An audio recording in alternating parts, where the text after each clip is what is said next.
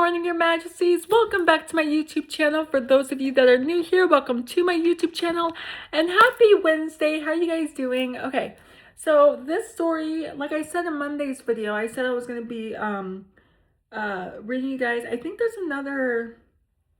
Oh, you know what? I don't think this is a continuation to the last story I read. Oh, I thought this was... Oh, okay. Because at the end of the thing, it says keep reading for even more scary horror stories. Oh, okay. I thought this was a continuation. Okay. This one's called The House of Echoes. Okay. On the outskirts of a forgotten town lies a mansion known only as the House of Echoes. Abandoned for decades, the mansion is a decaying relic of a buying era.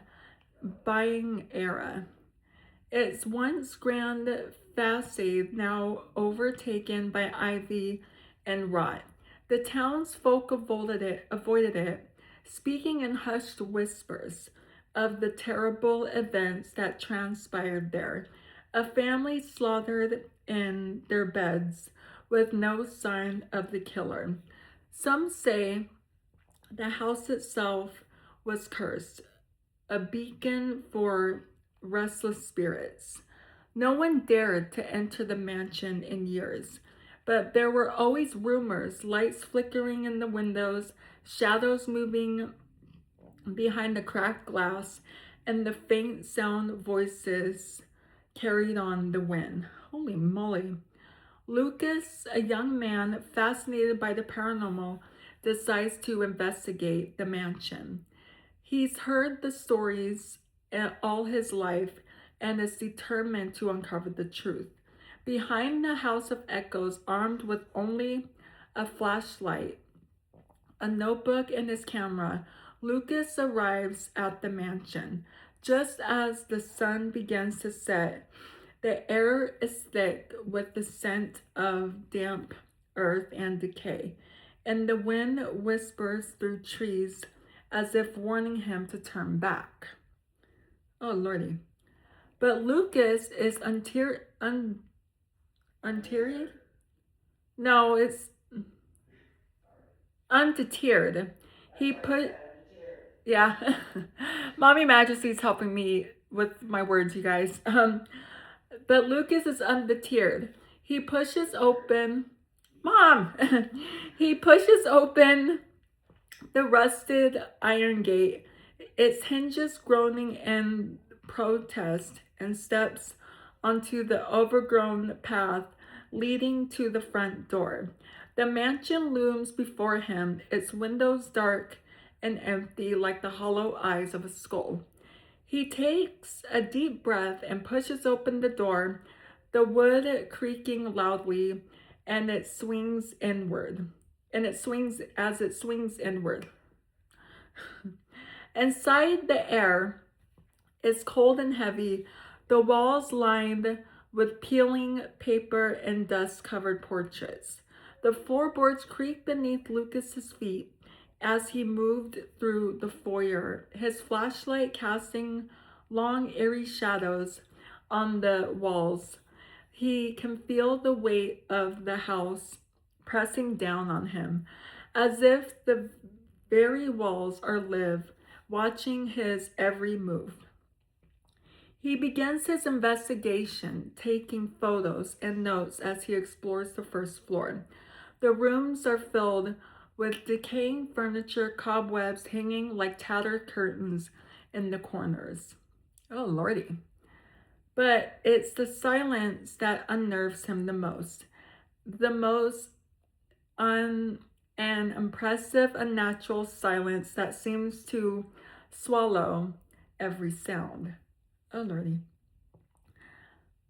As Lucas climbs the grand staircase to the second floor, he hears something, a faint sound, almost imperceptible, like the distant echo of voices. He freezes, listening intently, and there it is again. Whispers coming from somewhere deeper in the house. His heart pounds in his chest as he follows the sound, the whispers growing louder and more insistent. Jesus. The hallway at the top of the stairs is lined with doors, each one leading to a different bedroom. The whispers seem to be coming from the end of the hall, from the last door, on the right. Lucas approaches slowly, his flashlight flickering as if struggling to stay lit. The air grows colder with each footstep, his breath visible with the dim light.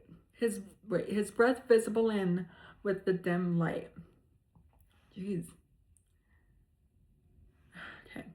He reaches the door and hesitates, his hand trembling as he reaches for the doorknob. The whispers are loud now. A cacophony of voices all speaking at once, their words unintelligible but filled with an unmistakable sense of dread. Oh boy. He pushes the door open, and the whispers stop abruptly, replaced by an impressive silence. The room beyond is a bedroom, untouched by time. The bed is neatly made, the furniture undisturbed, but the air is thick with a sense of unease. Lucas steps inside, his flashlight sweeping across the room, and that's when he sees it. A figure standing in the corner, shrouded in darkness. Why didn't you just run? Why did she just stay there? I hope you ran. The figure is tall and thin, its features obscured by the shadows, but as Lucas's flashlight flickers, he catches a glimpse of its face, a pale, hollow-eyed, with a mouth twisted into a grotesque grin. The figure steps forward, and Lucas realizes with horror that it's not walking, but gliding. Its feet never touch the ground. Oh, hell no. Its feet never touching the ground. That gives me, what's that show? Oh my gosh. Hey, Mom, what's that show called with the, remember with the guy that was like gliding? What's that show called? That creepy show, House on the Hill? Yes, House on the Hill. That's the story. Yeah, Haunted of the Hill House. That's the story this story is giving me House on the Hill. Yeah, that's what's giving me vibes. Okay. So its feet never touching the ground. The whispers return louder, now filling the room with a maddening chorus of voices. The figure raises his hand, pointing directly at Lucas, and he feels cold, suffocating presence envelop him. He tries to move to run, but his body is frozen, paralyzed by an unseen force. Loud much? As the figure moves closer, Lucas feels his mind slipping, his thoughts growing fragmented and confused. The whispers are inside his head now, drowning out his own thoughts, filling him with a sense of overwhelming dread. The figure reaches out, its cold fingers brushing against his forehead, and in that moment, Lucas sees everything. The murders, the blood-soaked walls, the terror that consumed the family in their final moments. The figure's grin widens, and Lucas realizes with a sickening jolt that it's feeding on his fear, drawing strength from his terror.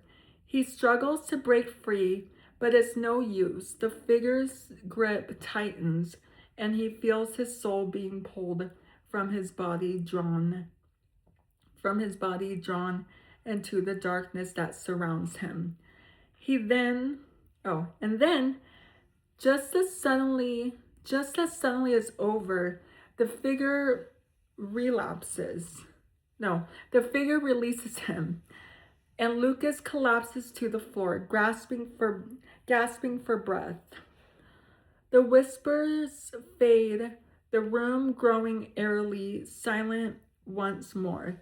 But something is different. Lucas could feel it. The house is no longer watching him, no longer pressing down on him. It's as if the house has taken what it wanted and is now satisfied. Lucas staggers to his feet, his body trembling with exhaustion and fear. He stumbles out of the room, down the hallway, and out of the house, never once looking back as he reaches the safety of the outside world. He takes a deep breath, the cold night air filling his lungs, but as he walks away from the house of echoes, it hears something, a faint whisper, carried on the wind, just at that edge of his hearing.